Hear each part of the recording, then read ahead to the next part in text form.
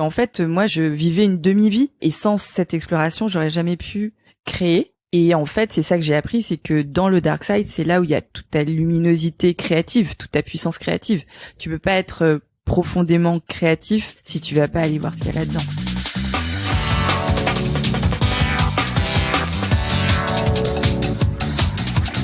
Bonjour à toutes et à tous et bienvenue sur Sens Créatif, le podcast qui explore les motivations et les stratégies des artistes de l'image. Je m'appelle Jérémy Kleiss. Je m'appelle Laurent Bazar et nous sommes passionnés par la créativité que nous considérons comme une quête initiatique. Pour en savoir plus, vous pouvez nous suivre sur Instagram @senscreatif_podcast. Ouais. Et avant de lancer l'épisode du jour, on aimerait prendre une petite minute pour vous parler d'une plateforme qu'on aime particulièrement. Vous l'avez deviné, il s'agit de Patreon. Sur Sens Créatif, on a toujours aimé le do-it-yourself, soit faire les choses à notre manière, raconter son histoire, assumer sa singularité et l'offrir au plus grand nombre, que ce soit à travers un podcast, un livre, des illustrations, des morceaux de musique, du contenu sur internet ou des vidéos. Qu'importe le médium, ce qui importe, c'est le partage. Et c'est cet esprit de partage qui nous anime. D'ailleurs, notre approche est complètement horizontale. À travers ce podcast, nous aimons chercher des réponses aux questions qui nous taraudent et nous désirons rassembler la communauté francophone des artistes de l'image. C'est pour ça qu'on apprécie particulièrement la plateforme Patreon. Parce que tisser des liens forts avec la communauté et soutenir financièrement les artistes pour leur permettre de créer des projets inspirants, c'est au cœur des préoccupations de Patreon. They give a shit. Oh yes! Et c'est pour ça que nous apprécions particulièrement cette marque. Pour en savoir plus, n'hésitez pas à visiter le site www.patreon.com. Et pour ce nouvel épisode, je suis très content de te retrouver, Laurent. Comment Jérémy. Comment vas-tu? Écoute, ça va. Ouais, petite forme. Petite forme. Ouais. Show must go on. The show must go on, en effet. Et moi, je suis content d'être là aussi parce que l'épisode du jour, ça fait un bout de temps qu'on l'a enregistré. Oui, ça et remonte. donc, je l'ai réécouté pour me remettre dans le bain. Et en fait, il est arrivé à un moment vraiment pile poil dans ma vie parce que, comme je vous en ai déjà un petit peu parlé, ma vie, c'est un peu le boxon ces derniers mois. C'était pas forcément toujours simple. Et vous allez découvrir un petit peu ce que c'est l'ombre, etc. Mais je crois que ces derniers mois, il y a pas mal de choses qui sont ressorties et dont j'avais besoin de me remettre un petit peu. Bon, tu le sais parce que tu me côtoies oui, c'est vrai. journalement. Mais c'est un bon rappel. Piqûre de rappel. Grosse piqûre de rappel qu'on peut peut-être oublier, sachant que l'ombre, c'est quand même un des concepts qui m'a le plus marqué ces dernières années. Oui, parce que c'est toujours la partie qu'on met un petit peu sous le tapis. Ouais. Alors qu'on a tendance à, justement, on compare l'ombre et la lumière. Et donc la lumière, c'est très facile de la montrer. Et l'ombre, on n'aime pas trop la montrer. Pourtant, on va s'apercevoir dans cet épisode qu'elles sont intimement liées. Ouais, totalement. Ouais. Et elles s'expriment souvent dans des moments où on a peut-être un peu la tête dans le guidon, où on fait pas attention. Elle vient quand on veut pas qu'elle vienne. Hein. L'ombre. Voilà. Donc, aujourd'hui, on est très très heureux de vous partager cet épisode qu'on a eu avec Maï Ua et Grégory Pouy. Alors, ce ne sont pas des artistes entre guillemets de l'image, mais vous les avez déjà entendus sur Sens Créatif, probablement si vous suivez le podcast depuis un bout de temps. J'ai reçu Maï à l'époque quand je faisais le podcast tout seul. On avait parlé de son film sur les rivières et Make Me a Man sur la masculinité. Donc ça c'était vraiment très intéressant. Et Grégory Pouy, je l'avais aussi reçu à l'époque, notamment sur son livre Insoutenable Paradis, sur justement un peu cette dictature de l'alignement. Mais bon, c'est un autre sujet. On va revenir, ouais. Et donc le sujet aujourd'hui, c'est apprivoiser son ombre. Voilà. Exactement. Apprivoiser son ombre. En fait, tout est lié parce que Greg, à l'époque, quand je l'ai interviewé la première fois, il m'a offert un petit livre intitulé Apprivoiser son ombre, le côté mal aimé de soi. Ouais, de Jean Montbourquette. Voilà, qui est québécois, prêtre, psychologue québécois, mais qui est décédé aujourd'hui. Bon, ce livre, c'est un best-seller, mais je l'avais jamais vu passer. Et quand Greg me l'a filé, on en parlait très vite fait dans l'épisode à l'époque. Il parle un peu des ombres.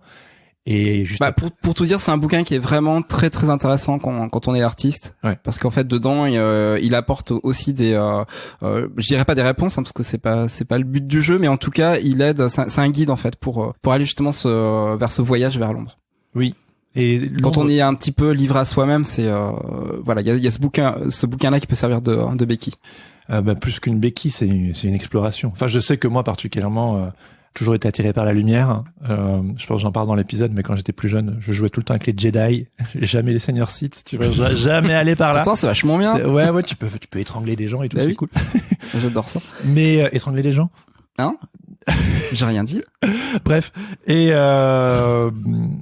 donc oui, ce concept m'a beaucoup parlé et je voulais à tout prix, en tant qu'artiste, je crois que d'aller dans ces zones qu'on n'ose pas, explorer.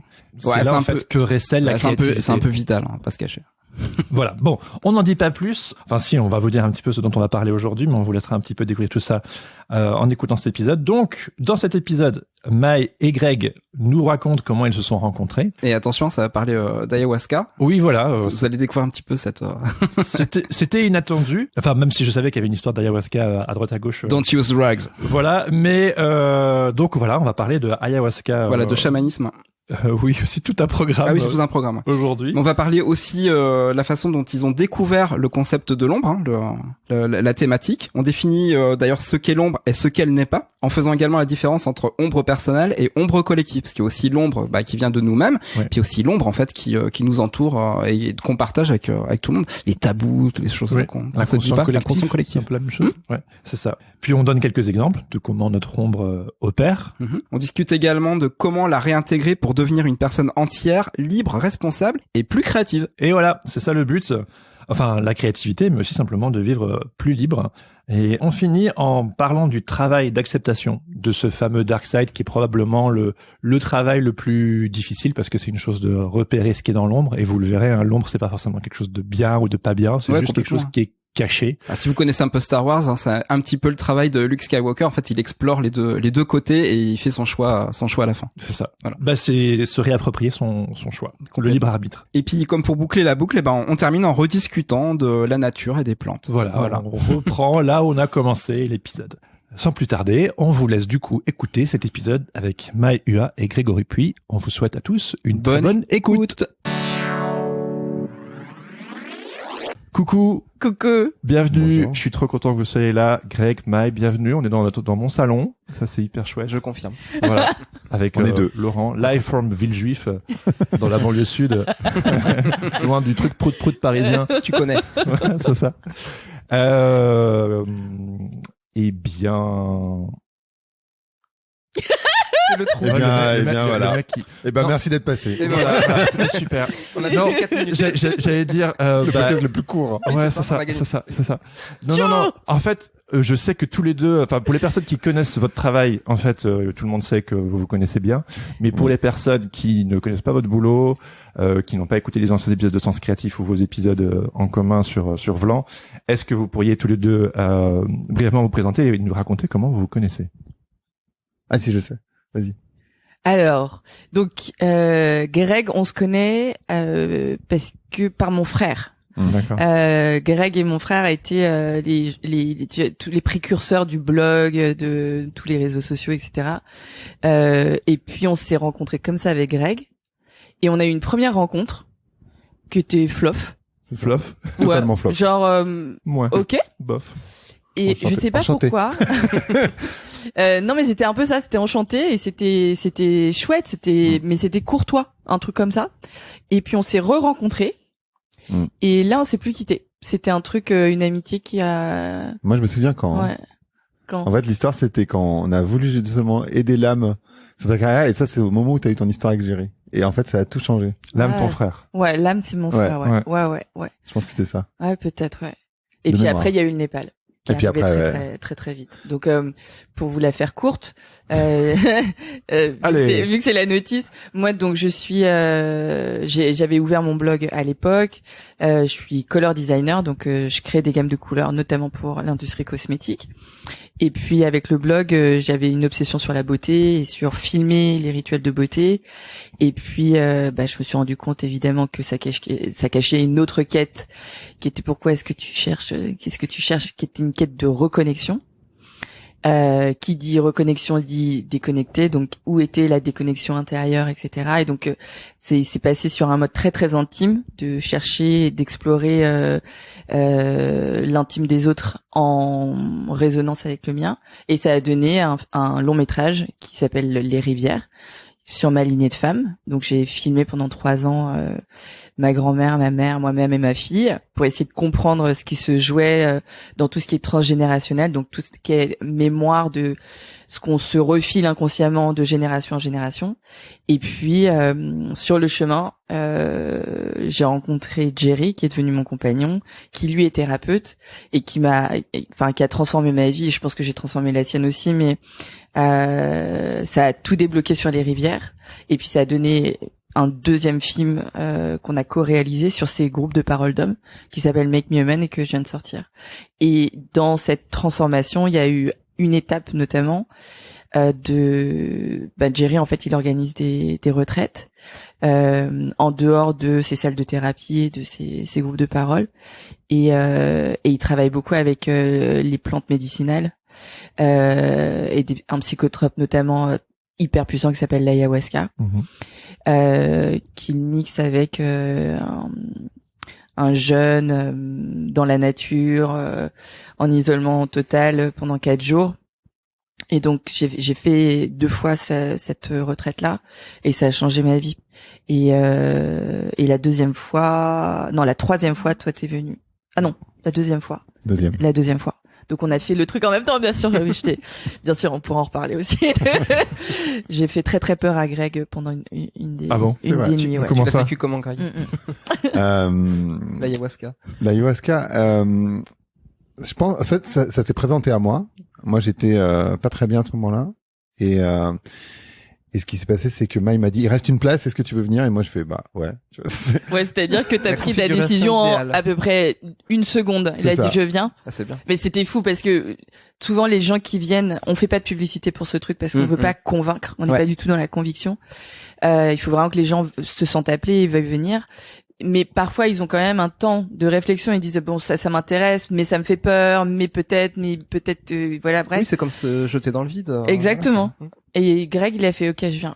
Et il a pris ses billets le lendemain. Alors, enfin, tu vois, et en quoi elle t'a fait peur, Maï? Alors, dans une des séances d'ayahuasca, parce qu'on en a fait 3, en fait, ça dure un petit moment, 8 heures. Ça dure 5 à 6 heures. Parce qu'il faut le temps de digérer, que ça passe dans l'organisme, comment ça? Ah, bah. On rentre tout de suite. Oui, non, on peut rentrer tout de suite dans le truc deep. Alors, il y a déjà préparé tes intentions. Parce que c'est pas une partie drogue. C'est pas, tu vas pour t'exploser le cerveau, faire la teuf, c'est vraiment, t'as une intention, t'as quelque chose à réparer, ou t'as quelque chose sur lequel t'as envie de te projeter et tu trouves pas de réponse. Donc tu pars avec une intention, et déjà toute cette préparation là, ça te met dans un mood assez deep. Et puis quand tu arrives et qu'il y a 20 autres personnes qui sont dans le même état d'esprit et qui ont des intentions totalement différentes, mais voilà, avec cette concentration et ce respect aussi, tu vois, pour ce qui va arriver, pour la plante, pour ses traditions. Bon, t'arrives, je me rappelle, tu vois, avant la première nuit, tout le monde est super angoissé, tout le monde parle de ça toute la journée. Il y a des gens qui le font pour la première fois, comme c'était le cas de Greg ou moi la première année. Il y a des gens, c'est la 20e fois qu'ils le font, donc il y a une sorte de mélange comme ça de partage d'expérience. Et rien que ça, en fait, c'est hyper beau. Ouais. Et puis après arrive le temps de la cérémonie qui se fait la nuit, parce que justement, c'est une plante qui t'amène dans les recoins de ton inconscient et y compris dans les parties les plus sombres. Donc, tu vois, il y a d'autres plantes qui se prennent dans la journée sur quelque chose de plus ouvert, de plus solaire. Là, c'est assez dark. Même si c'est beaucoup d'amour, c'est assez dark. Et puis les gens répondent dans des transes ou des visions qui sont très très différentes d'une personne à l'autre. Et moi, je suis beaucoup en transe. Donc j'ai des réactions corporelles qui sont très très vives. Ah, c'est là que t'as eu peur. Hein. Et donc la 3e nuit, toi t'avais dit moi c'est bon pour moi, les 2 premières nuits m'ont suffi. Donc cette 3e nuit, je vais pas en prendre, et je vais être juste là dans le cercle et être avec vous. Observateur, en fait. Tu t'accompagnes, mais tu accompagnes, mais t'es dans l'énergie du groupe, mais t'es pas obligé de prendre des trucs. Et en fait, ce qu'il faut comprendre, c'est que c'est donc ça peut ne pas être physique. Ouais. Moi, chez moi, c'était pas spécialement physique, c'était pas spécialement dark non plus, cela dit. Ouais. Et ce qui se passe, c'est que tout le monde, en fait, c'est un groupe, et en fait, tout le monde entre en transe en même temps, et tout le monde en sort en même temps. À peu près, ouais. À peu près. Et donc, à la fin, donc tu te rapproches du feu qui est au centre, et donc c'était une grande tente. Et donc, moi, je me rapproche, et en fait, Mike a donc effectivement des réactions physiques, et c'était la fin, donc du coup, moi, je m'attendais pas. Je m'attendais pas. Et je vois un truc ramper derrière moi. Je pense que j'étais quand même, je pense pas que c'était la 3e minute parce que Non, moi je pense que c'était la deuxième en fait. parce que moi C'était j'étais la encore, deuxième. j'étais un peu high encore. Ouais. Et je vois un truc derrière moi, tu vois, qui rampe et je fais, oh, qu'est-ce qui est en train de se passer, quoi? Et en fait, c'était Maï. Et moi, j'étais en train de ramper vers C'est ça. vers Joe qui, et je me suis levée et tout, j'ai sorti toutes mes dents et tout, j'étais un serpent. Waouh. C'était très intense. Et, Voilà. et je sais que cette expérience, pour toi notamment, ça a vraiment été une plongée dans dans ton dark side justement. Mais je me demandais est-ce que ça c'était son introduction, parce que par exemple, moi, je te cache pas que quand je t'ai interviewé l'an dernier et que tu m'as filé ce bouquin, Apprivoiser son ombre de Jean Bourquette, si j'ai bien compris, c'est un livre que t'offres à tous tes potes. C'est ça. À tous les gens qu'on aime. C'est ça. Voilà. Offrez. Et pour moi, ça a été une vraie révélation. Je dirais presque que c'est un des livres les plus importants que j'ai lu ces 10 dernières années, qui mettait des mots et que c'était hyper accessible et vraiment, et moi, ça m'a vraiment changé. Je l'ai lu il y a 1 an et puis je l'ai relu pour préparer cette interview avec vous. Et je me disais, puis aussi le travail thérapeutique, hein, mais j'étais genre, waouh, j'ai fait du chemin. Mais je me pose la question, comment est-ce que vous avez connu ce concept des ombres, enfin du dark side en anglais, mais comment est-ce que vous avez découvert ça tous les deux, et quelles sont les implications que ça a eu dans votre vie? Tu veux que je me présente? Parce que je me suis pas présenté. Oui, mais t'es pas présenté, Greg. On est parti direct. Non mais je vais essayer de faire une sorte de transition douce. Je te présenterai dans l'intro au cas où. Ouais, non mais bon, en fait, vas-y. en gros, moi je travaille à l'intersection de la sociologie, du business et des technologies, et en fait je m'intéresse beaucoup aux liens à soi, aux autres et à la nature, et en fait moi je me considère un peu comme une sorte de pont finalement entre des sociétés qui bougent, entre des personnes, entre des idées, etc., etc. Et en fait, ce bouquin, je l'avais acheté il y a hyper longtemps. Pour être sincère, il y a plus d'une dizaine d'années. Un peu par hasard comme ça, Ouais, je pense que ça m'intéressait comme ça. Et j'ai rien compris. Non, mais c'est ça, faut il y a 10 ans. Faut être prêt, ouais. Franchement, j'ai rien compris. J'étais là, genre, n'importe quoi. Et franchement, je l'ai mis de côté. Je pense que j'ai même pas lu le bouquin dans son intégralité. Tu vois, j'ai rien compris. Et moi, donc, ce lien à soi, c'est un truc que je préfère d'abord au développement personnel, parce que dans le développement personnel, il y a le mot développement qui me gêne un peu, qui me gêne beaucoup. Je déteste. Et en fait, donc, ça m'a pas toujours intéressé, mais en tout cas ça fait un petit moment que ça m'intéresse, et voilà, j'y suis venu comme ça, et j'ai pas saisi. Et en fait, je l'ai relu, je pense après, tu vois, je vais faire ce lien après le Népal, et là du coup ça a vachement résonné. Je me suis dit, mais en fait ce bouquin, tout le monde doit le lire, quoi, parce qu'effectivement il est hyper accessible, et il explique bien les concepts. Pour des gens qui maîtrisent pas bien ces notions d'ombre et de dark side. Ouais. Donc ok. Et toi, Mike, comment t'as découvert Alors moi j'ai découvert ça grâce à Jerry et son premier bouquin qui s'appelle Play from Your Fucking Heart et qui parle du dark side, et pour moi c'était une découverte, quoi. Je pense que c'était comme pour toi en fait, c'était là, mais bien sûr, mais évidemment en fait qu'il y a toute une partie de nous, alors dark sous 2 aspects. Dark parce que c'est considéré comme sombre et / négatif. On pourra y revenir. Voilà, on pourra y revenir. Ou dark tout simplement parce que c'est dans l'ombre et que c'est pas la version éclatante que tu présentes de toi, mais ce sont des parties de toi qui restent dans l'ombre pour plein de raisons différentes. Et tout d'un coup, lorsque à ça j'ai accroché l'idée de curiosité et d'exploration, je me suis dit mais c'est génial. Enfin, c'est toute une partie de moi que je vais m'autoriser à explorer, qui effectivement n'est pas reluisant, qui effectivement peut poser problème, mais plus je sais pourquoi j'ai peur, comment j'ai peur, comment s'arrête la peur, plus j'explore ça. Et plus, en fait, je deviens safe pour mon environnement. Donc, c'est juste qu'il n'y a pas de raccourci. Il n'y a pas de je suis une bonne personne. Non, en fait, t'es aussi une personne. Horrible à certains endroits, blessée à d'autres endroits. Et donc, j'ai commencé comme ça. Et puis après, il y avait eu des lectures d'un Philosophie Magazine sur Spinoza, et qui parlait de ces fauves et de comprendre comment je sais plus quelle était l'expression, mais c'était vraiment travailler avec ces fauves ou connaître ces fauves. Son dragon. Voilà, Quand exactement. tu nourris pas ton fauve, en fait, celui Ouais, que tu après, nourris pas, après les fameux deux loups, c'est ça. le loup blanc et le loup noir qu'on a tous en nous. Et donc, tout d'un coup, avoir une vision qui était 3 dimensions de Ah ouais, c'est nous. vraiment ça. Ouais. Tout d'un coup, il y a une 3e dimension qui est ajoutée. Tout d'un coup, j'ai trouvé ça vraiment à la fois fascinant, mais surtout utile, parce que en fait, moi, je vivais une demi-vie, et sans cette exploration, j'aurais jamais pu créer. Ouais. Et en fait, c'est ça que j'ai appris, c'est que dans le dark side, c'est là où il y a toute ta luminosité créative, toute ta puissance créative. Tu peux pas être profondément créatif si tu vas pas aller voir ce qu'il y a là-dedans, dans la boîte, quoi. Ouais, carrément. Il faut être dans le dark side en fait pour devenir lumineux. C'est pas en s'exposant à la lumière Évidemment. qu'on rayonne. Non. Ouais, évidemment que non. Moi, je trouve que c'est comment on dit en français, relief. Ouais, bien sûr, soulagement. Un soulagement, mais ouais, ouais, grave. c'est un de fou. soulagement incroyable de se dire, ah ouais, mais en fait, parce que tu vois, en fait, on a tellement une pression, je trouve, en ce moment, enfin, Non, mais depuis toujours. C'est l'humanité, ça. de, tu vois, cette volonté d'être parfait, de la lumière. nanana. Bon, alors qu'en fait, évidemment, tu le disais, en fait, bon, d'abord, la perfection, c'est un truc qui se juge c'est l'autre qui juge. Donc, en fait, tu peux être parfait pour une personne, pas imparfait pour une autre.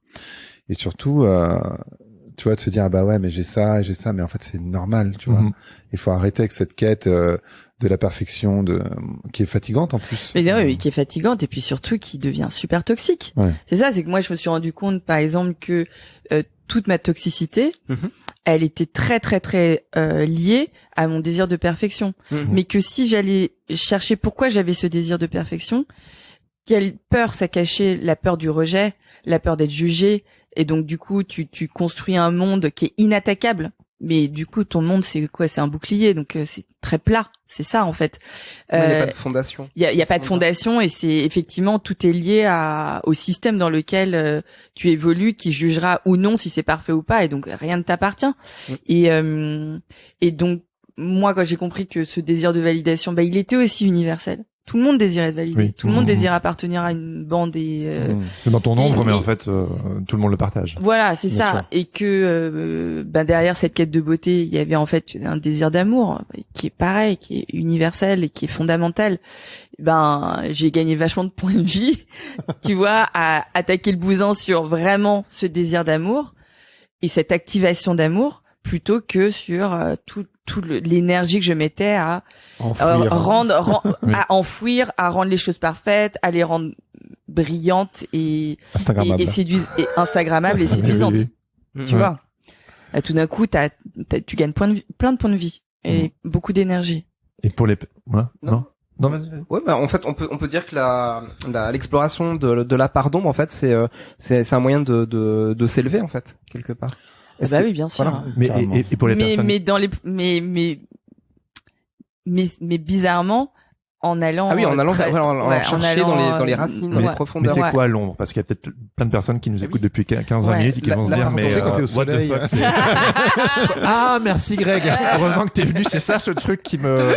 Comment pourrait définir la part d'ombre? Ouais.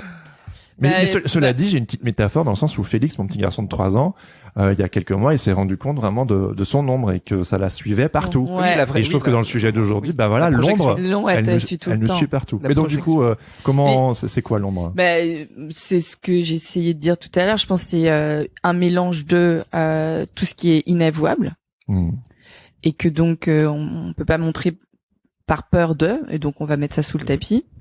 Et puis c'est tout ce qui entre guillemets naturellement est caché, parce que on est tous une sorte de millefeuille avec plein de couches différentes de construction, de déconstruction, de reconstruction, et puis de programmation qui nous précèdent. Et moi, comme j'ai fait les rivières qui traitent du transgénérationnel, je peux te dire qu'en plus ça vient de très très loin tout ça. Donc on a des fantômes avec nous qui sont là quoi qu'on en dise et quoi qu'on veuille, et donc autant faire la paix avec eux et les connaître, quoi. Typiquement, c'est pardon, je t'ai coupé. Non, mais c'est juste que pour moi c'était la pire chose. Puisque j'étais dans la beauté, j'étais dans un désir, tu vois. T'as dû aller voir le caca, quoi. Voilà, mais aller voir le caca, c'était affreux.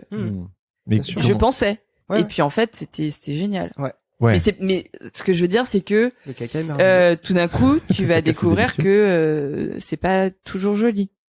Ouais. Et c'est ça qui. Mais ça fait partie de notre humanité. C'est typiquement le not all men, tu vois, de tous les mecs qui disent non mais tu sais tous les mecs sont pas comme ça. En fait, si. Not all men, Bah, ok. si, ouais. En fait, si.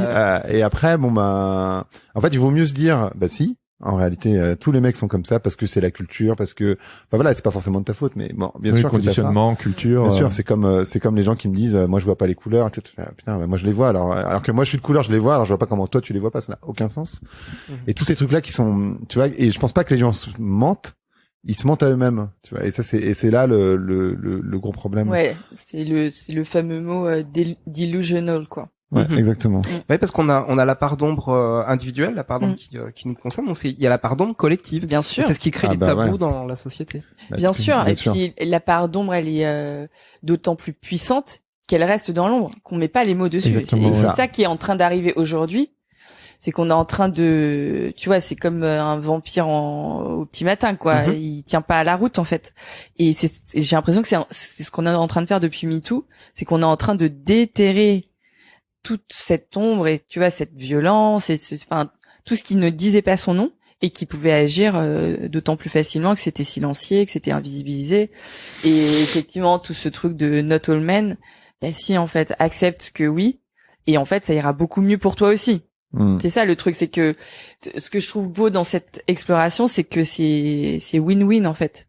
Ça te fait un bien fou et puis pour ton entourage aussi. Oui. Parce que c'est affreux d'être en lien d'amour parfois, tu vois, avec des personnes qui ne veulent pas accepter ça. Là, tu parlais des valises familiales. Bah oui. Ouais. Affreux. Mais c'est paradoxal, tu sais, moi aussi j'ai vécu un vrai soulagement. Bon, comme je disais, le travail thérapeutique, mais plus ce bouquin, les concepts et tout, la réintégration de l'ombre, et ça peut paraître paradoxal de réintégrer les parties mal aimées de soi, les choses dont on a honte, les choses qui paraissent sales ou mauvaises ou même carrément mal. Les perversions. Ouais, et qu'en réalité, en fait. Bah oui, c'est un vrai soulagement. Bah ouais, c'est un soulagement parce que je pense que ça correspond à un désir existentiel qui est véritable. Mais... Et qui est alors moi j'ai pas lu votre bouquin, j'en ai lu un autre le vôtre là. Non, mais j'en ai lu un autre qui s'appelle Own Your Own Shadow. Ouais.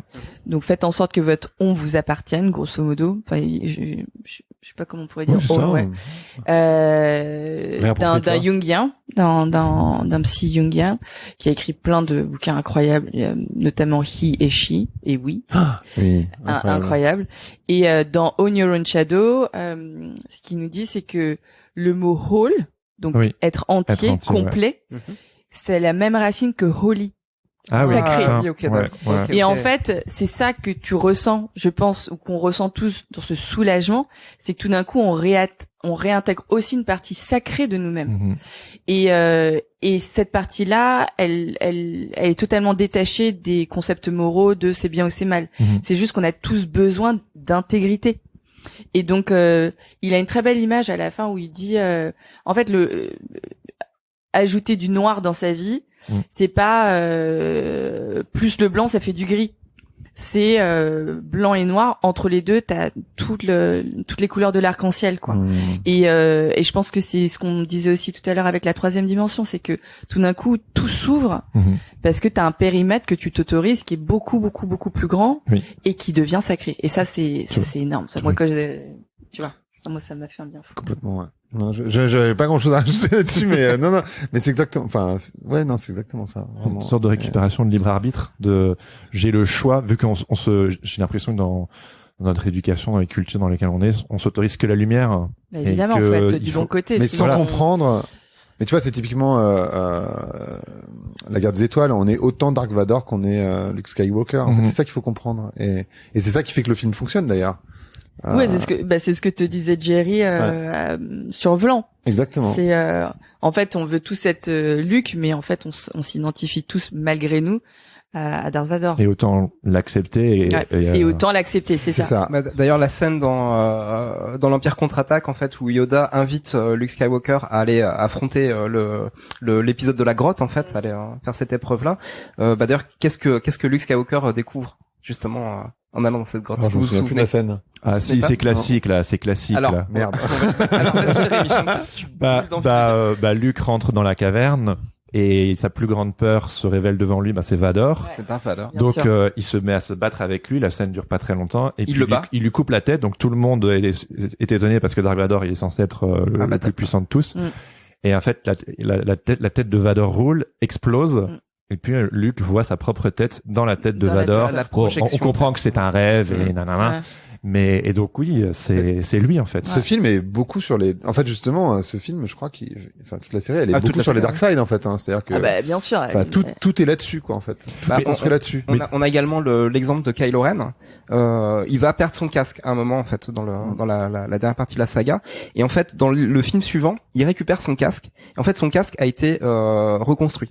Mhm. Et en fait, il est reconstruit selon la méthode traditionnelle japonaise japonaise du kintsukuroi, Ouais, bien qui sûr. en fait consiste à, par exemple, si on brise un vase, Un magnifique d'or. voilà, on le recolle en fait avec une poudre d'or. Mhm. Et en fait, on magnifie la blessure qu'on a vécue et on la porte. Ouais. Comment vous avez magnifié vos Dark vos Side. blessures, vos Dark Side?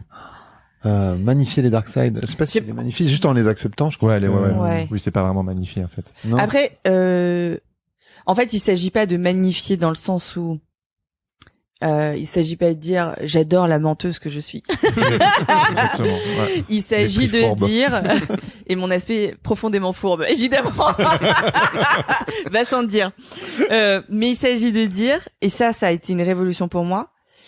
Là, Maë, t'as été fourbe et tu t'aimes suffisamment pour aller regarder ce qu'il y a derrière ce comportement-là. Mhm.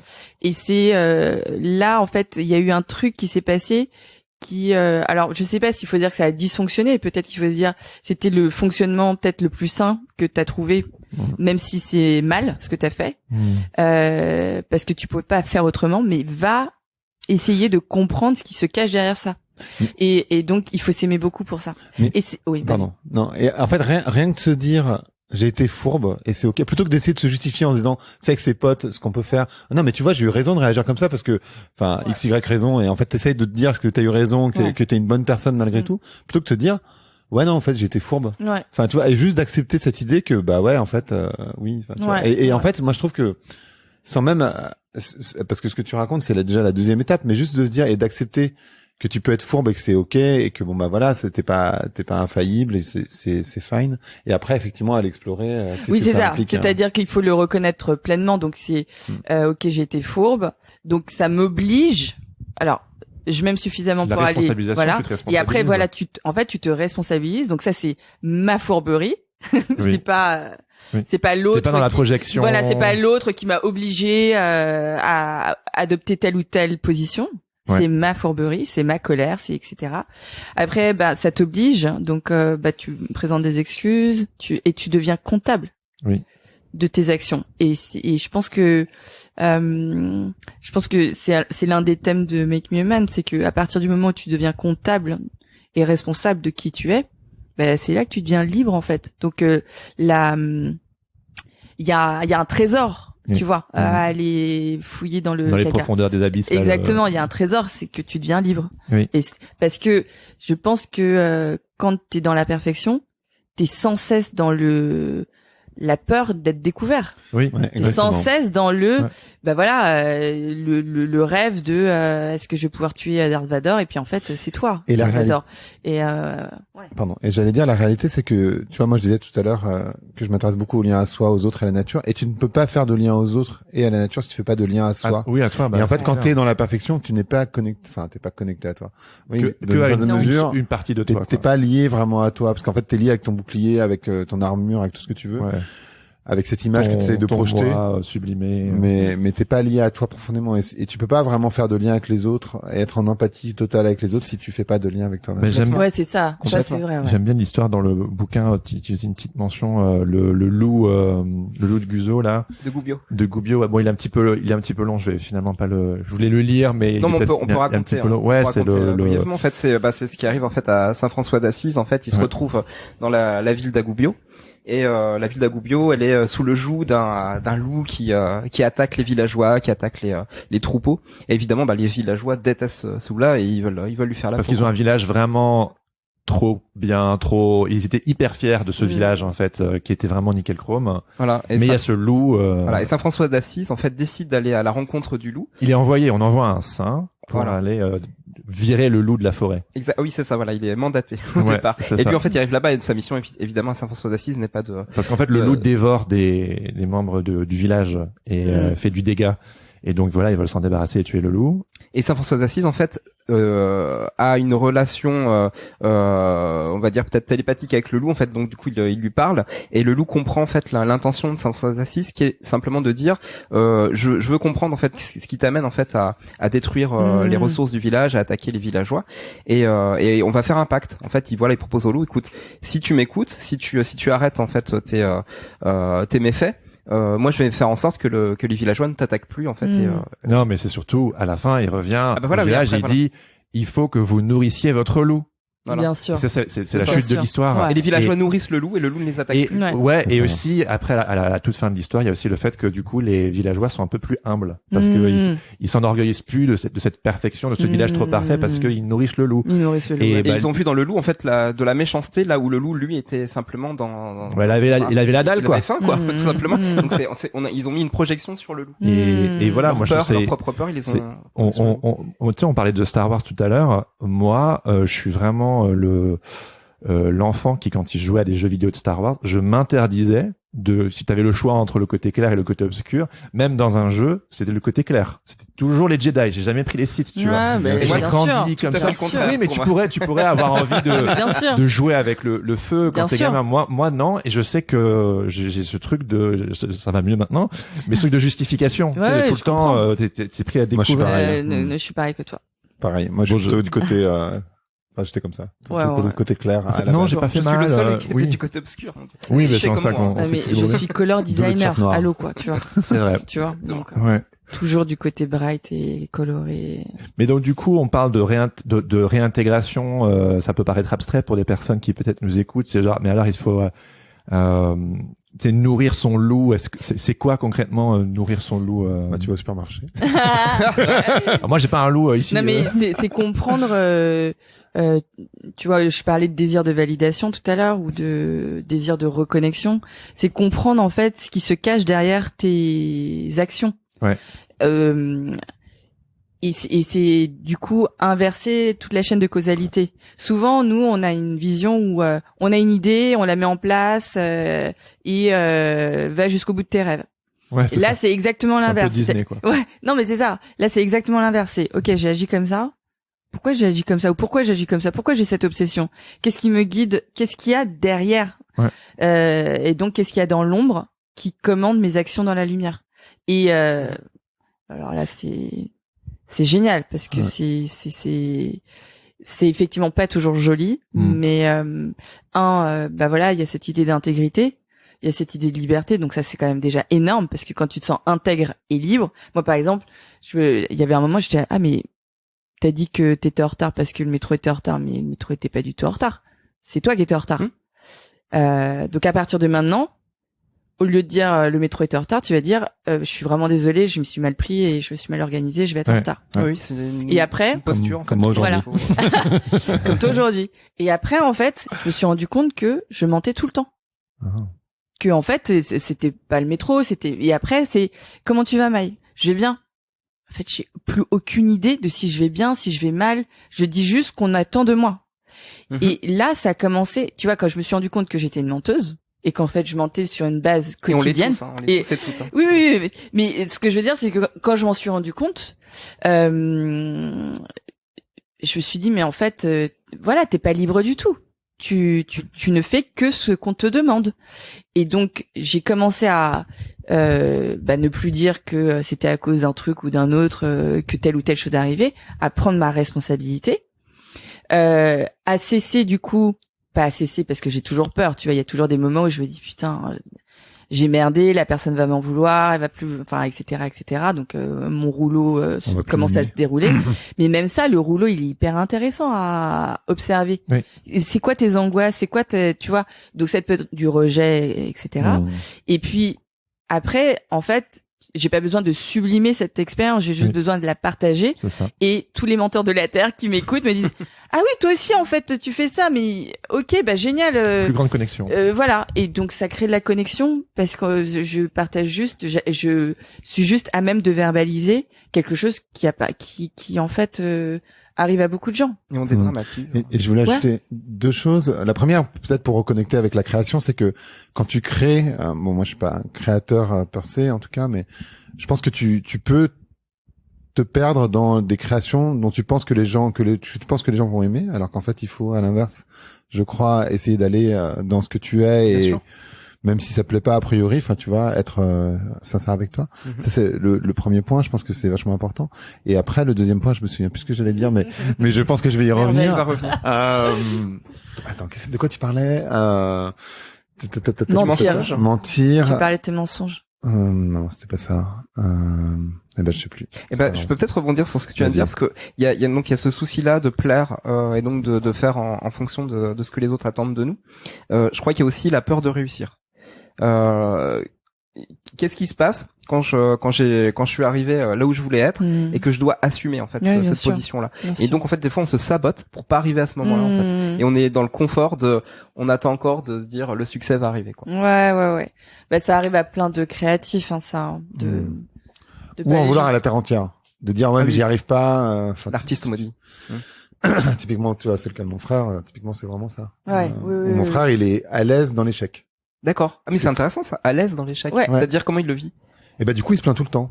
D'accord. Parce qu'en fait il ne regarde que tout ce qui va pas. Mais quand tu dis à l'aise, il s'épanouit ou il s'épanouit pas? Ah bah non, du coup il s'épanouit pas, voilà, mais par contre ça le rassure. Il est confort. Il est confort il est confort dans l'échec. Ouais. C'est-à-dire qu'en fait lui ce qui le rassure c'est d'être dans l'échec. Ok, d'accord. Et tout ce qui peut bien se passer, il va toujours le regarder d'une mauvaise manière. Et en fait du coup bah et tu vois il a quel âge? 47 ans. Et là maintenant il accepte l'idée que en fait effectivement il est à l'aise dans l'échec.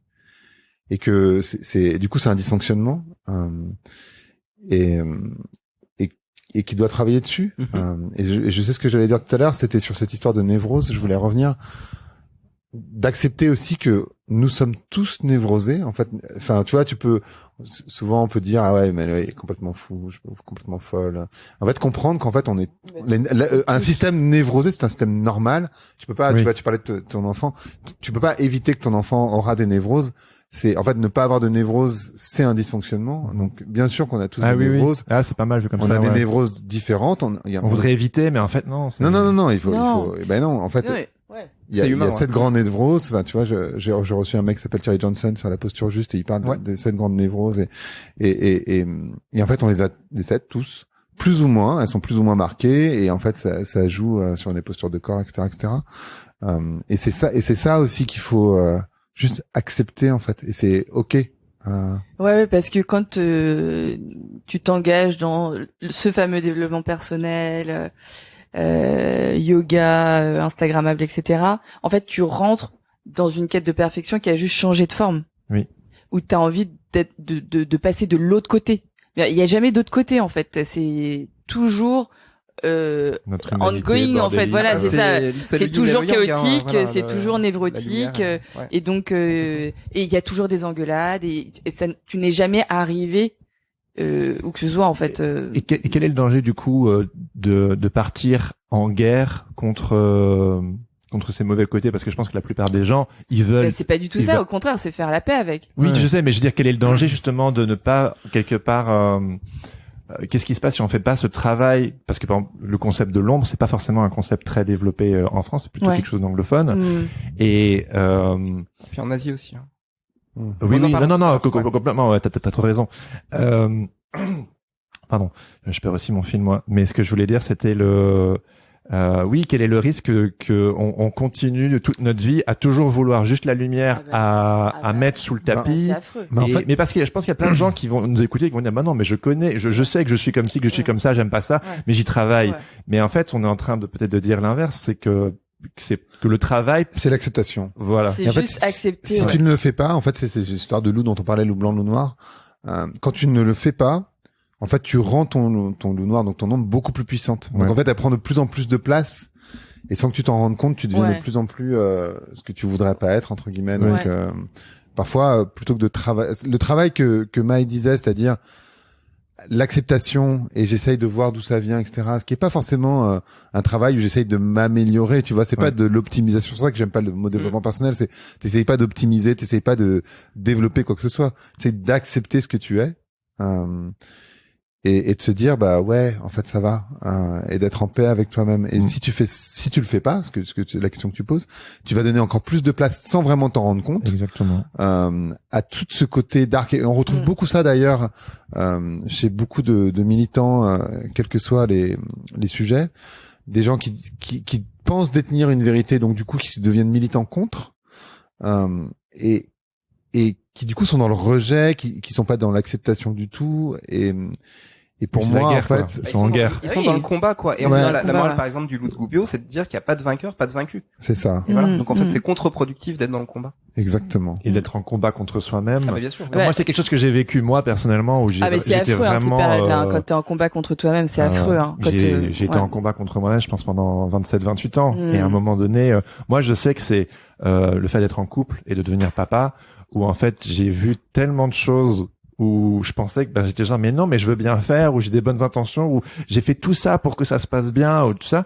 Et en fait, je me sabotais. Et au bout d'un certain temps, je me suis comme dans le livre là, Apprivoiser son ombre, où en fait, si tu ne le reconnais pas, ça arrivait avec une telle violence. Il y a une paire de fois, je me suis fait peur. Ouais. Je me suis vraiment fait peur. Je me suis dit, franchement, là, c'est la galère. Et je sais que, du coup, j'ai voulu travailler en thérapie. Donc, pendant un certain temps, t'es un peu genre, comment faire pour ne pas? Jusqu'à arriver à un moment donné où c'est juste genre, je me souviens, mon thérapeute, il disait à un moment, est-ce que t'es OK avec le fait que peut-être, pour telle personne, tu peux être une menace?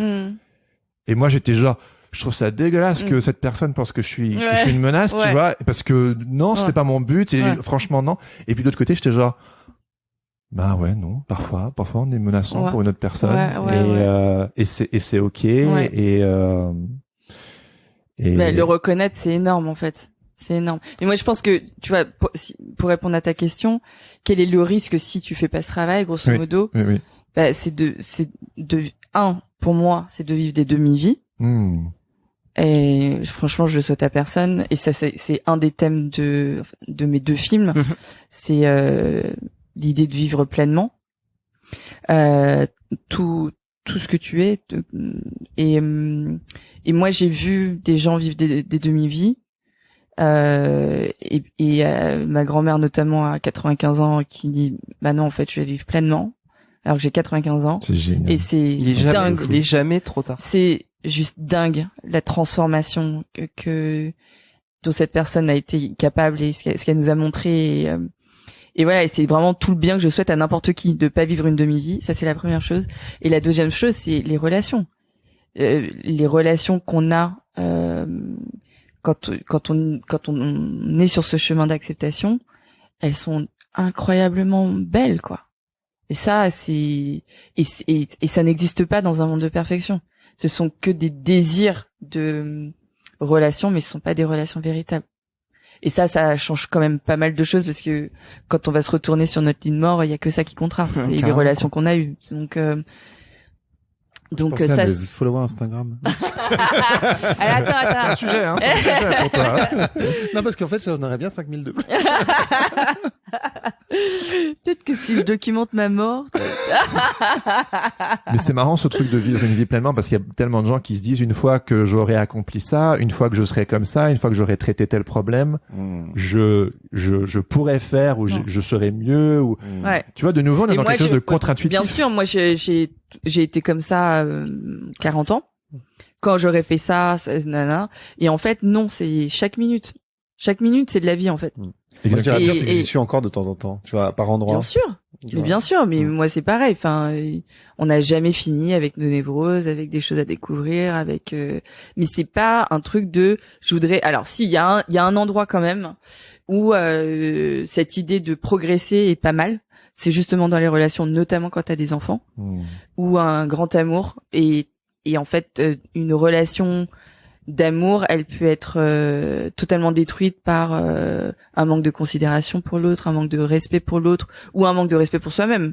Et donc, on accepte des choses qui sont totalement inacceptables de l'autre côté. Et puis, oui, ne pas faire ce parcours, c'est potentiellement devenir une menace pour son enfant. Ah Ouais. oui, c'est super important la projection qu'on met sur nos enfants. Ah bah oui. Quoi. Oui, Énorme. on se responsabilise pas. On est genre, Exactement. bah non, c'est lui, c'est elle, c'est mon petit garçon. Exactement. Alors qu'en fait, Ou c'est mon taf, il fait, voilà. il fait que te C'est mon- renvoyer. Voilà, c'est Mon mon taf fils, qui me fait chier, donc je suis fatiguée, donc la claque, bah, elle est pour toi. Tu vois, la chaîne de causalité, elle peut arriver sur vraiment de la violence Et dans cet exemple-là, genre ça ne justifie pas la claque jamais. et jamais, mais c'est de genre qu'est-ce qui fait que là j'ai envie Exactement. de lui foutre une claque Exactement. et donc du coup tu vas voir à l'intérieur de Ouais. toi et tu te réappropries genre putain je suis en colère, peut-être que je devrais peut-être aller courir Ouais, ou exactement. taper faire un truc Exactement. de boxe Ouais, ou je sais ouais. pas Ouais. Des arts martiaux. Ouais. Oui, mais bien sûr. Mais justement, Voilà, je lui, vais en il est parler, en très, fait. Bah, voilà. mon fils, en fait, il a un souci de colère parce qu'il est très émotif et donc il retourne cette colère non pas contre les autres mais contre lui-même. lui, Donc ouais. ça, c'est très dur à vivre quand on est parent parce Mm. que Bien sûr. on essaye de lui expliquer non, ne fais pas ça contre toi-même. Donc on passe par beaucoup de méditation, de respiration, etc. Évidemment, je viens de là aussi, c'est-à-dire que Bien sûr. j'ai eu vraiment beaucoup de soucis à gérer ma colère depuis que je suis gamin. Il m'a fallu 30 ans avant de trouver une voie pour travailler là-dessus et ça a été les arts martiaux. Donc je me suis mis vraiment à fond là-dedans. Les arts martiaux m'ont amené à un mur que je regrette absolument pas parce que ça m'a amené à une dépression. La dépression m'a permis de travailler en fait sur ce problème de colère, peut-être problème d'estime de soi aussi. Et après il m'a fallu après ça, donc à partir de 30 ans, il m'a fallu à peu près 10 ans après pour digérer en fait tout ça et arriver à un stade peut-être pas de sagesse mais au moins d'apaisement comme tu disais Greg tout à l'heure et qui fait que maintenant en fait cette part d'ombre là je la chéris vraiment parce que elle m'a amené à cet état de conscience où je me dis bah en fait tout est possible dans la vie et on vit pas la vie à moitié, on peut la vivre pleinement. Et en fait quand je vois mon fils en fait qui prend ce chemin là, je sais que j'ai les clés pour lui éviter autant d'années à galérer. Ouais, bien sûr. Ouais. Bien sûr. Et ça, c'est Bah, plutôt c'est chouette. hyper beau. Ouais. Mais ce qui est vrai, ça il faut quand même le dire, c'est que si vous faites ce travail, cher auditeur, vous allez peut-être passer par un temps de dépression. Un petit mauvais quart d'heure. Il y aura peut-être un petit temps de dépression. Mais j'ai jamais autant Bienvenue. pleuré que la dernière année, mais je me suis jamais aussi senti bien Bah, bien sûr. que cette dernière année parce Bien que sûr. je me sens au plus proche de moi. Là où avant j'étais dans une sorte de représentation ou de rôle, je sais pas quoi. Et là je me sens vraiment. Et c'est marrant parce que les gens me le renvoient et disent, dis donc Jérémy, quelques personnes comme ça m'ont dit ces derniers mois, on te sent bien. Et j'ai presque envie de dire, à chaque fois je disais genre, en fait je me suis jamais senti aussi proche du désespoir et aussi proche de moi-même et in charge. Ouais. Et je me sens et donc c'est cette dualité Ouais, mais unie c'est où ça. je suis genre par moment je me dis que je vais vraiment jamais y arriver mais je l'accepte et de l'autre où je me sens pleinement responsable et je me sens mon libre arbitre je l'ai récupéré et je me sens grandi. et c'est ouf alors qu'on pourrait se dire puis mais plus en léger fait aussi, plus Plus léger léger aussi. juste Ah, humain, humain. mais c'est ça. Et ça me fascine aussi ce truc de les gens le voient tout de suite. Ouais. Tu vois, c'est Ils le fou ressentent en fait comme des animaux, hein. c'est vraiment très animal, c'est-à-dire qu'on va recontacter une partie invisible et c'est pour ça que tous les gens en spiritualité parlent de l'invisible et tout. Bien sûr. Mais en fait tout ça c'est très très factuel. Et quand tu fais ce travail d'intégrité ou d'intégrer des parties de toi que tu ne voulais pas voir, il y a quelque chose qui émane de toi et pour toi-même, mais vers les autres aussi, qui est factuel et tout le monde le voit. Et c'est dingue. Enfin, moi sur les rivières et sur tout le travail public, on va dire que j'ai fait, parce que le blog ça a quoi, ça a 12-13 ans. Et donc ça fait longtemps que je suis dans un intime partagé. Ouais. Et c'est assez fascinant en fait les retours que tu as. Et c'est vrai que l'entourage proche et même plus lointain ou digital, c'est sûr qu'il bénéficie vachement de ça aussi. Donc ça marche par vague comme ça. Mais, Et ça te permet aussi, je crois, enfin en tout cas à mon sens, mais peut-être de repérer des personnes qui sont pas dans ce travail. Ah ouais. Et du coup, Ou de t'éviter. qui disent qu'ils le sont. Ouais, ou qui disent qu'ils le sont et qui le sont pas. Oui, il y a ça aussi. Hein, Et c'est- du coup, ça c'est encore le m'a mensonge ça m'a contre vachement soi-même. évité des relations entre guillemets toxiques, parce que tu vois ce triangle que vous connaissez tous, j'imagine. Sauveur, Quasi, persécuteur, on peut le victime. rappeler. Voilà, sauveur, persécuteur, victime, où tu sens que la personne elle est en train de faire de toi le bourreau, alors qu'en fait, enfin, et du coup tu Oui. fais oh là là, en fait cette relation ça va pas le faire, c'est pas grave, mais on arrête en fait, enfin, tu vois. Et moi je trouve que quand tu fais ce travail là aussi sur toi, ça te permet aussi d'observer chez les autres d'une certaine manière, et c'est pas un jugement, c'est juste se dire Bah, ça permet d'être bienveillant. Quoi. voilà, bon ben voilà, toi t'en es là, enfin tu te dis toi, tu vas pas dire à l'autre toi t'en es là, mais mais juste tu fais bon bah, voilà, clairement voilà comment ça fonctionne, et je sens Ouais, de ça, en fait. ouais. J'ai vécu dernièrement une situation ou deux où la personne, moi je sais qu'un truc qui me rend fou, c'est quand quelqu'un projette sur moi. J'avais même pas le vocabulaire du mot projection, mais je disais qui projetait sur moi des intentions que je n'avais pas. Ça me rendait fou, mais fou. Je me justifiais, j'expliquais, Ah mais ça c'est un peu sans fond. Ouais. Et aujourd'hui, je suis genre mais en fait, je m'auto-analyse et je me dis ben non là je me reconnais pas du tout dans ce que non. Et du coup, c'est genre, comme un Kamehameha dans Dragon Ball Z, et tu lui renvoies son Kamehameha, genre, gentiment, c'est genre, je pense que c'est ton Kamehameha, c'est pas le mien, en fait. Ouais. Mais là où avant, j'étais genre, je le prends sur moi et je ressens le truc, et c'est dur et tout. Mais d'ailleurs, c'est vachement important de comprendre que souvent, ce que tu reproches aux autres, Ah bah c'est oui. ce que tu es toi. c'est ce que truc tu- de fou. C'est voilà. hyper important de le Ça comprendre. rend fou ça. En fait, quand t'es Mais- jaloux, c'est parce que tu sais que toi-même, tu pourrais tromper la personne. Enfin, tu vois, plein de choses comme ça. En fait, c'est toi. Ouais. Ça parle beaucoup Toujours de des parties toi. de toi. Oui. Ouais. On peut dire que c'est les fondements de la part d'ombre, en fait, justement ce que Quelque tu viens part. de décrire. Ouais, je pense que C'est les projections. le premier endroit où tu peux regarder, c'est ce que tu reproches aux autres Ouais, c'est toujours des Il est à parties de toi que t'as pas, et que t'as pas bien acceptées. intégré. Toujours. Toujours. Et ça fait bien mal quand tu te dis ça. Tu Ouais. fais, oh putain. Ah non. ouais. Ah, en fait, c'est ça. Ah ouais. Mais du coup, je rebondis sur ta question de tout à l'heure sur pourquoi est-ce qu'on ferait ce travail. Oui. Et moi, je me rappelle que quand j'ai rencontré Jerry, j'étais comme toi devant le bouquin il y a 10 ans. Je comprenais rien à ce qu'il disait. Tu vois, et moi, je lui disais, mais moi, je suis très fonctionnelle, hein, tout va bien dans ma vie. Et en fait, tout allait bien dans ma vie. prenais du Et tout Juvamine. était, Tu prenais du Juvamine. Et je prenais du Juvamine et de l'ovomaltine. Et en fait, tout allait bien. Et tout était fonctionnel. Et en fait, je pense qu'il y a plein de gens qui, comme moi à ce moment-là, comprenaient pas du tout l'articulation de non mais il faut continuer à grandir. C'est pas parce que t'es fonctionnel dans ce monde qui va mal que ça va bien. Parce que normalement, le monde va pas bien. C'est hyper violent. Tu devrais être dysfonctionnel. Enfin, tu vois, par rapport à cet environnement extérieur. C'est quoi la citation déjà? Tu te souviens de la citation aller bien dans un monde dysfonctionnel, c'est quoi? Ouais, je me c'est souviens ça, plus de la c'est- citation précisément. Je me suis dit que t'allais t'en Mais souvenir. ouais, non mais Ça va être c'est ça. intéressant. Si le monde est super dysfonctionnel, Ouais. et que toi t'es dysfonctionnel dans ce monde-là, c'est peut-être la preuve d'une bonne santé mentale. Ouais, ok. Alors que nous, on a tendance à dire oh là là, she has anger issues, Mhm. ou tu vois, Non, mais regarde cette le monde personne, autour de toi, quoi. voilà, cette personne a du mal avec ses émotions. Ben non, en fait, Allume la télé, j'ai quoi. une émotion, je suis en train de l'exprimer, peut-être que ça fait un peu de bruit, mais c'est juste une expression d'une émotion qui va passer et je vais très bien. Moi, je sais que je suis un faux calme. Je suis clairement un faux calme. Mm.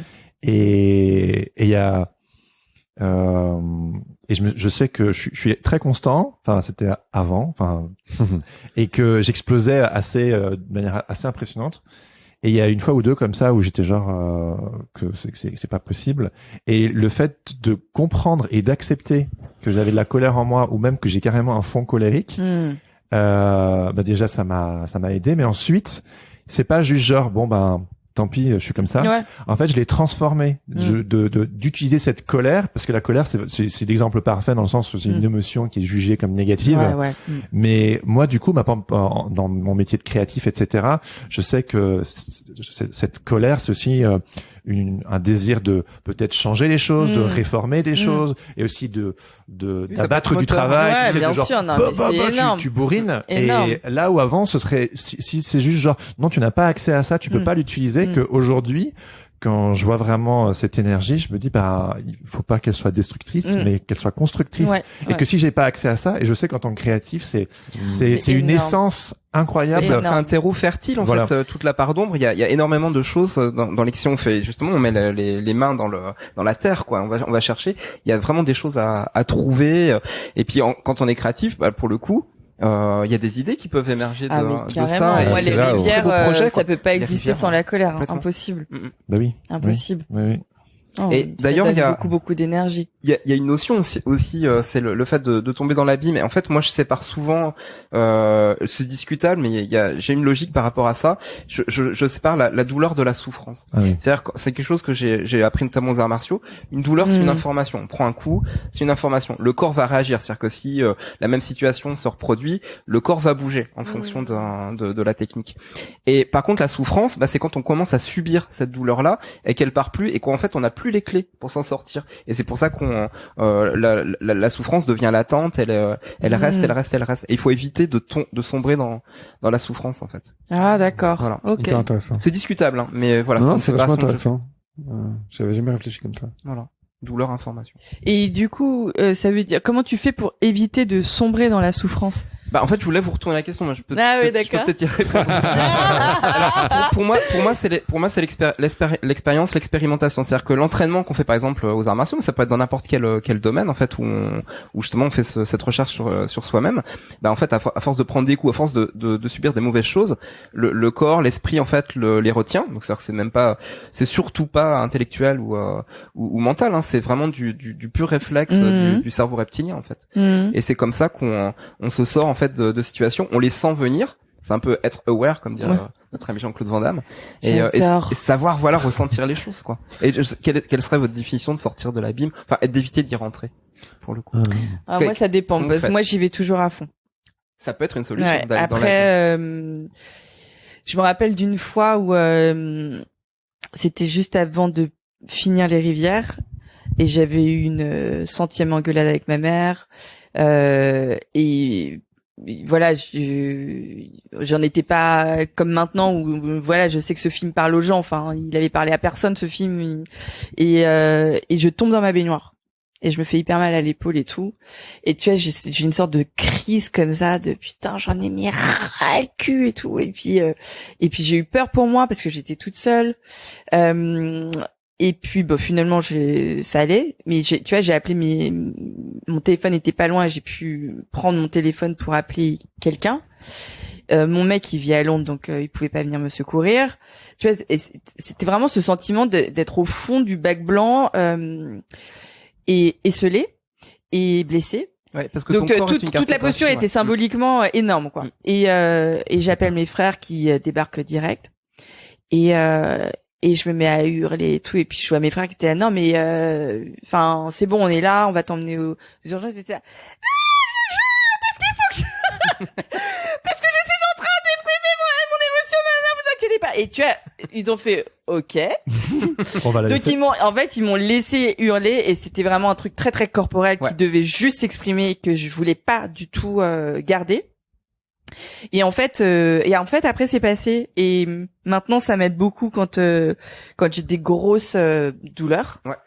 Le corps parle à ta place. Et en fait de vraiment laisser parler mon corps et de laisser passer par contre juste de prévenir l'entourage, de dire bon bah là je suis en train de processer un truc, ça passe par mon corps, par des cris, par la morvonnée. mais c'est OK. Mais on peut le repréciser, ça, c'est que le corps et l'esprit, ils ne doivent pas être dissociés dans cette c'est ça. Ouais. C'est hyper important. Parce Ouais. que si on est toujours dans un travail mental, en fait, on résout pas le problème. Il y a plein de personnes, en fait, qui, par exemple, toute leur vie, en fait, peut-être pas se croient fortes, mais se laissent aller. Et à un moment, le corps les rattrape. Et c'est comme ça qu'on a des maladies qui se développent ou qu'on se casse. Ah oui, d'accord, on bien va sûr. trop loin, en fait. En fait, il y a un truc qui est important de comprendre, je crois, à cet endroit, c'est que les langues dont on est originaire, que ce soit le latin pour nous ou le grec pour les Anglais et les Allemands, elles nous aident pas beaucoup parce qu'en fait, elles sont séparatives, ces langues. Donc en fait, il y a des concepts, ce dont tu viens de parler, ou quand on parle par exemple d'environnement, en fait, le fait même d'avoir un mot qui s'appelle environnement ou un mot qui s'appelle nature, ça implique que c'est pas nous, alors qu'en fait, forcément, l'environnement, c'est pas un truc à l'extérieur, on en fait partie. Et tu vois, on a donc on a nature culture, on a effectivement esprit corps, et en fait, ce sont des concepts qui sont liés. En fait, c'est compliqué parce que c'est lié à notre culture, c'est lié à notre langue. et c'est pas les bons concepts parce que ce qu'on est en train de dire c'est oui mais en fait pourquoi il y a deux mots si c'est pas la même si c'est pas deux trucs pareils. En japonais, en fait, kokoro veut dire le cœur et l'esprit. Et c'est là où j'allais en venir, c'est qu'il y a d'autres cultures avec d'autres langages qui permettent d'intégrer ces concepts-là. Totalement. Tu vois, c'est comme l'énergie masculine, féminine versus yin et yang, qui sont Dans des les concepts peuples qu'on n'a pas amérindiens vraiment. aussi, voilà, ils ont des mots Exactement. pour dire Et en fait, plein de choses. c'est vachement compliqué, je crois, de pas être dans la séparation. Et pour répondre à ta question, moi je crois que juste accepter aussi parfois que t'as mal et que t'as de la douleur, c'est pas mal, tu vois. C'est comme bon, moi j'ai cette histoire que tu connais par cœur, Un petit peu. amoureuse, qui a été extrêmement difficile pour moi. Et souvent, quand tu sors d'une histoire comme ça, les gens se disent, ben, tu vois, ils vont être dans l'empathie au début, mais au bout de 6 mois, ils vont te dire, ben, ouais, t'es censé aller mieux, quoi, en fait, tu vois, ça va bien. Et en fait, non. Tu vois, moi, ça a pris 4 ans. C'était super long, pour être sincère. Et parce que, bah, je processais ce truc, quoi, et ça a été hyper difficile. Et je crois que, accepter que ça va pas forcément bien et donc de continuer à observer, comprendre qu'est-ce qui se passe, qu'est-ce que ça veut dire chez toi, qu'est-ce qui s'est passé, etc. Et juste ça, moi je trouve que ça, même si je tombais dans la souffrance, de toute évidence 4 ans c'est long, bah, ça permet d'en sortir à un moment donné. Ouais. En fait, c'est vachement humble ce que tu dis parce que c'est juste accepter qu'il y a un processus sur lequel t'as aucune main, Ouais. t'as pas de prise. Oui. Le processus, il est en route, et donc c'est pas que tu le subis, mais tu t'acceptes. Il n'y a pas de ligne T'explores. d'arrivée. À un Non, moment donné, moi tu j'ai te dis beaucoup juste... bossé, hein. Ah, ok. J'ai vachement bossé dessus, Ouais. hein, vraiment énormément. Ouais, ouais. Entre autres, c'est ça qui m'a amené à l'ayahuasca et trop. Franchement, j'ai beaucoup bossé dessus. Mais bon, à un moment donné, tu peux pas accélérer tout quand Non, enfin, tu vois, tu c'est vrai peux qu'on est pas- dans une société tu peux pas- optimisée. Ouais, c'est ça. On est dans une société d'optimisation, mais tu peux pas Ouais, c'est tout ce que optimiser. Il y a un moment donné, optimiser, ouais. bah ouais, en fait, ça prend du temps. Enfin, et c'est ok. Et il faut vivre avec le temps là, en fait. Exactement. On travaille dessus et on trouve Exactement. pas la solution. Bon, j'ai blessé des gens sur le chemin, mais bon, c'est une autre histoire. Mais c'est vrai que voilà, ça prend du temps. Ouais. Et, Un ange passe. ouais. Un ange passe et une boîte apparaît. Ouais, c'est ça, exactement. C'est incroyable. Incroyable. Oh là Mais là. bon sang de bonsoir! Qu'est-ce que c'est que ce truc? Qu'est-ce que c'est que cette boîte? C'est la boîte à boxon. Et en fait, on propose cette saison à tous nos invités de tirer une question. Donc là, vous allez tirer une question pour 2. Vous Ok. allez pouvoir y répondre chacun Ok. à votre tour. Donc on y va. Alors, au départ, il y a... Ah ouais, parce qu'il faut que je la ouvre en même temps. Je te remercie, Marie. En fait, au départ, il y a 21 questions dedans. Et chaque fois qu'on a des invités, les invités se saisissent d'une question et la question disparaît. Donc en fait, il reste Ok. les questions. C'est comme un tatouage, c'est le vôtre. Donc le hasard va décider. Ou alors une main innocente. Qui est la main innocente C'est des pas deux? La mienne, bien sûr. Hein. Ouais, forcément. Donc je vous ai dit que j'étais une grosse menteuse maintenant. On est Au tous des moins. gros menteurs. Alors, il y a des questions sur la transcendance, des questions sur la créativité et des questions sur le chaos. Et là, Ah je bah crois que voilà, c'est la regarde. transcendance. La nature est-elle capable d'imiter l'art? Ah, c'est une question pour Greg, ça. Tu veux répondre ou tu veux que je réponde? Moi, je peux répondre, hein, mais. Bah, on peut répondre tous les deux. Bah oui. Ouais, Vas-y, bien vas-y. sûr. Moi, j'ai tendance à dire que d'abord c'est l'art qui imite la nature. Ah, c'est la vraie phrase au départ. bien sûr. Et les retourne. Attends, moi, j'allais répondre ça déjà de base. C'est évident. Qu'est-ce que je pourrais répondre à cette question? La nature est-elle capable d'imiter l'art? C'est profond comme question. Mm. Je suis pas certain, mais je vois pas à quel moment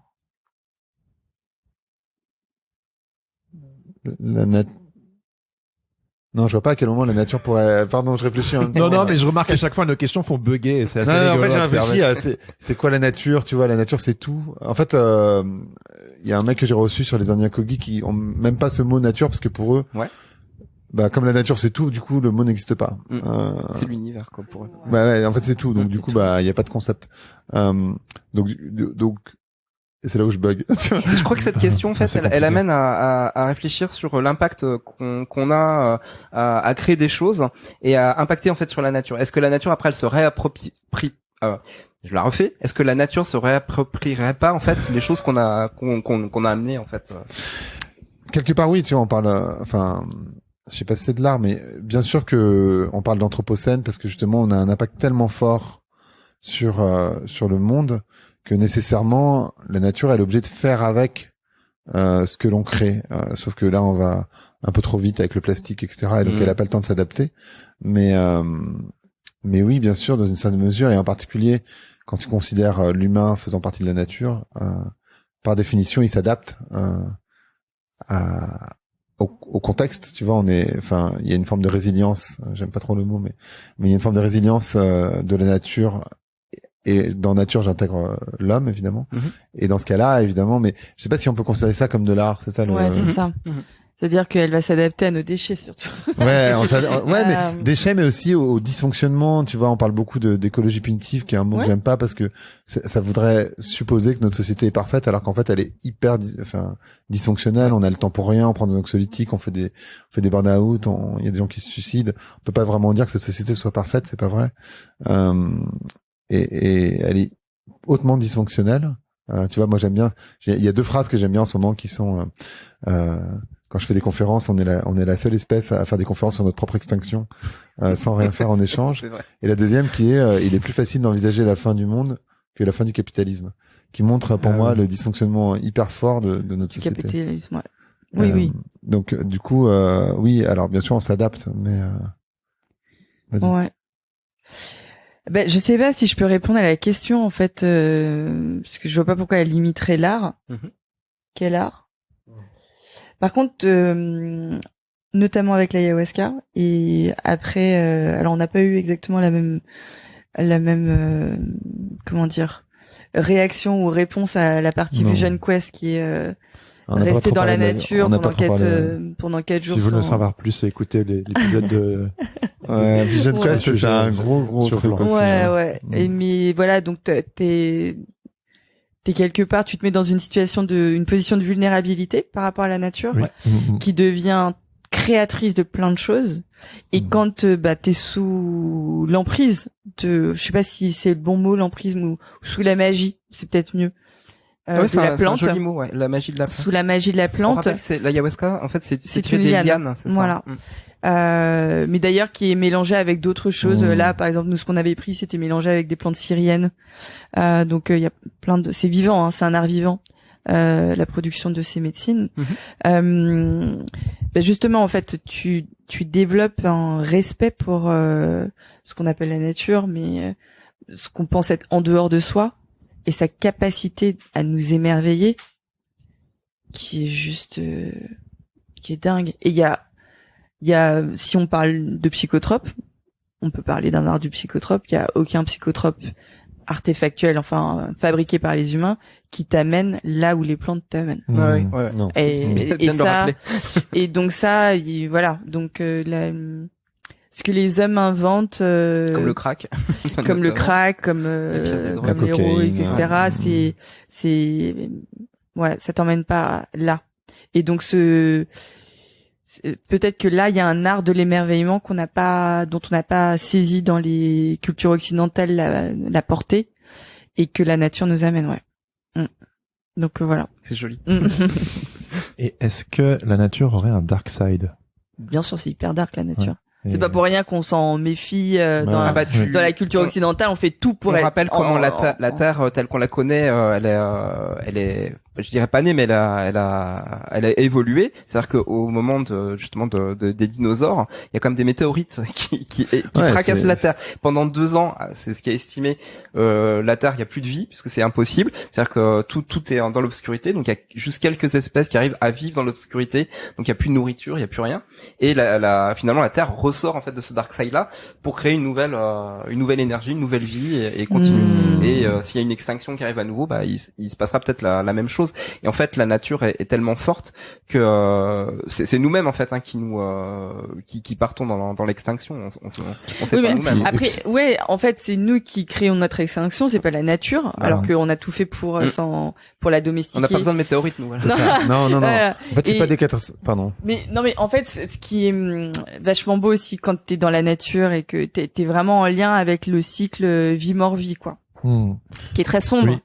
Mais je sais pas si vous avez regardé Fantastic Fungi, ce documentaire sur les champignons, qui sont ni animaux, ni animal ni végétal, mais c'est tout le système micellaire. Et puis certains fonctionnent en réseau. Voilà, qui sont en réseau. Donc un petit champignon. Voilà, le champignon c'est comme un fruit. Voilà, c'est comme un fruit, et sinon en fait sont des forêts souterraines. Ouais. Et comment en fait ça constitue un système digestif où une souris qui meurt, elle est en quelques semaines en fait elle est digérée par des champignons. C'est fou en fait quand tu y penses.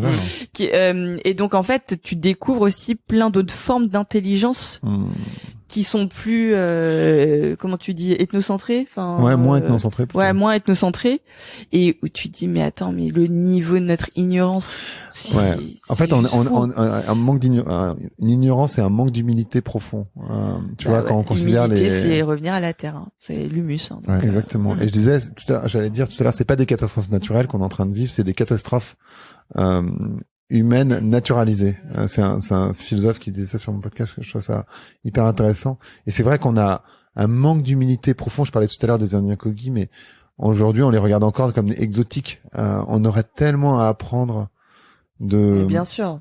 Et eux, ils ont à apprendre de nous. Hein. L'idée, c'est pas de se dire que, encore une fois, je suis pas dans des visions binaires, que eux ils sont géniaux et nous on est pourris. C'est pas ça, mais juste avoir d'humilité et aussi comprendre l'intelligence des animaux, comprendre l'intelligence, tu vois, des champignons, c'est tellement puissant, et on manque tellement d'humilité, c'est incroyable. Ouais, on est encore dans un truc de prédation, hein. J'ai l'impression qu'on fait une boucle là. Tu sais, je sais que la chose qui est importante pour toi, c'est le lien à soi, aux autres et à la nature. Et au final, on se rend compte que si on fait un travail, si on accepte sa part d'ombre, on est plus en accord avec soi, on peut être plus en accord avec les autres, avec la nature. Exactement. Que tout est lié et que justement le respect de la nature et aussi son côté sombre, son côté lumineux. Enfin, c'est la réintégration. C'est le truc du holy, quoi. Exactement. The whole et to be holy. whole. Alors, si vous le voulez bien, j'aimerais terminer avec une petite citation du bouquin. Et je dis terminer, mais j'aimerais bien, si vous avez un truc à dire dessus. On n'a jamais rien à dire, nous. C'est pour ça que je vous ai pas invité. Ces deux-là, va falloir les pousser pendant 1 heure. C'est un peu poussif. On s'est pas coupé la parole. Alors, il y a des passages de l'ombre qui creusent une profondeur d'âme, une mémoire, un horizon et surtout une richesse intérieure capable de nous faire rebondir en goût de vivre, d'aimer, de lutter et de foncer dans l'avenir dans cette foulée de vie. C'est une phrase de Jacques Grandmaison. Ah, c'est magnifique. Non, c'est magnifique. Ah, mais c'est sûr que la vie, elle est dans une complétude. Tu peux pas être juste d'un côté. Oh, c'est hyper beau. Bah, super. Faut rien rajouter. En fait, c'est pas juste parce que c'est la dernière phrase du bouquin, tu sais. Donc c'est vraiment une phrase de conclusion. C'est le mec qui pipe les dés. Ouais, vous avez rien à dire. Ah oui, là, voilà. c'est là, ouais, effectivement. Amen. Ben, merci beaucoup, Maï. Merci beaucoup, Greg, d'avoir été avec nous. Merci beaucoup. C'était hyper cool. Et puis, à très bientôt. Oui, à bientôt. Ciao. Merci à tous. C'était notre épisode avec Maïua et Grégory Puy. Merci à eux pour leur temps. C'était très très cool. On s'est retrouvés dans mon petit salon. Mais en même temps, on a voyagé.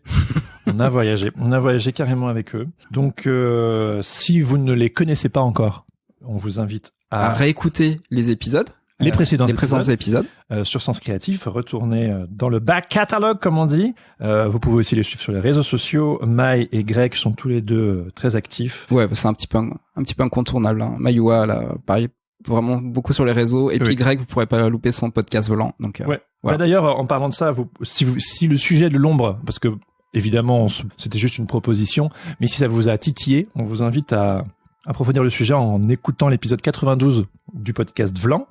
Connaître ses côtés sombres pour être une personne entière avec Maïua. Ça, c'est une version française et il y a un autre épisode en anglais avec son compagnon Jerry Hyde dont on a parlé dans cet épisode également. Et puis bien sûr, on vous recommande le livre Apprivoiser son ombre, le côté mal aimé de soi de l'auteur Jean Bourcat.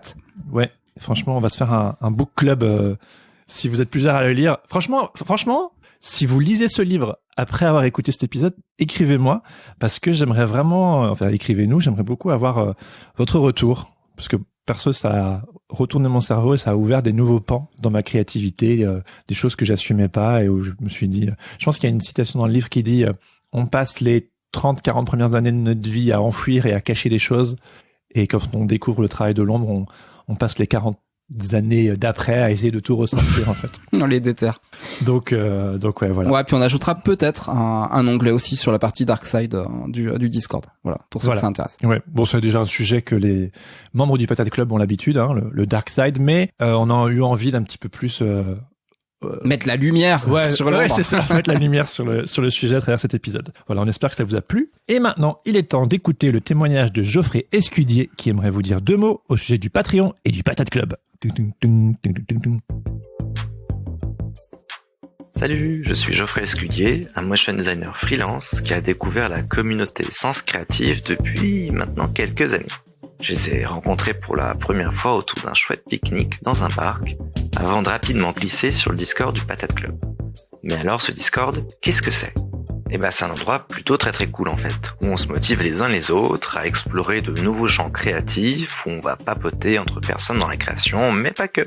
J'y vais aussi pour filer des coups de main sur la compta par exemple, sujet que je maîtrise assez bien à force d'avoir rodé les différents statuts indés, tout en écoutant les conseils d'autres patates sur plein de sujets, du lettering au syndrome de la page blanche. Donc c'est vraiment très très chouette.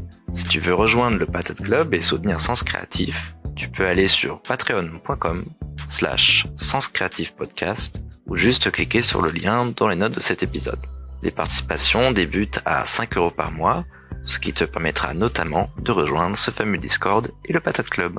Et bien sûr, pour en savoir plus sur le Patate Club, tu peux tout simplement aller sur le site patateclub.com. À bientôt, des bisous. Vous pouvez également partager cet épisode avec vos amis, 5 étoiles de préférence sur Apple Podcast, un grand merci pour ça. Et évidemment, si vous pouvez ajouter un petit commentaire, c'est toujours encore mieux. Sympa, voilà. D'ailleurs, on a eu un petit commentaire assez rigolo de Emily Yogi qui a écrit sur Apple Podcast. Depuis que j'ai découvert Sens Créatif et le Patate Club, ma vie a complètement changé. J'ai appliqué tous leurs conseils et j'ai fait fortune. Je joue le jeu du sans enjeu et ça marche. Je me lève le matin avec la patate toute la journée. J'ai la frite et la vie ressemble à une délicieuse raclette. Dès que possible, je fais comme Jean Caca. Je prends mon jet privé pour une petite soirée avec le gratin de la bande. Bref, avec les potatoes, la vie est moins morose. Waouh. On n'aurait pas pu l'inventer, hein, celle-là. Il est incroyable. Ouais.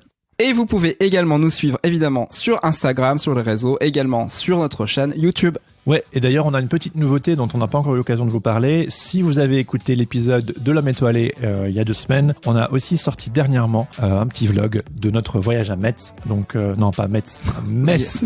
Oh my god. C'est vraiment la bourde, bourde classique. Pas la faire, Non, voilà. Désolé pour tous les Metzois qui nous écoutent. Non, mais on a fait une petite vidéo de notre voyage là-bas. Et il y a aussi l'interview, du coup. Donc, on vous invite à aller jeter un petit coup d'œil sur notre page YouTube pour aller voir ça. Vous pouvez également vous abonner à notre newsletter pour être tenu au courant des dernières nouveautés. Évidemment, toutes les infos et les notes de cet épisode sont sur le site senscreatif.fr. On remercie Adrien Guy pour l'habillage sonore de ce podcast. Et sur ce, on vous donne rendez-vous dans 2 semaines pour un épisode avec l'artiste, pour le moins mystérieux, monsieur John Hammond lui-même. En attendant, restez créatifs et surtout, n'oubliez pas, Everything is connected! En fait, ton ouvre, il est géant, mais il est pas géant. Eh oui.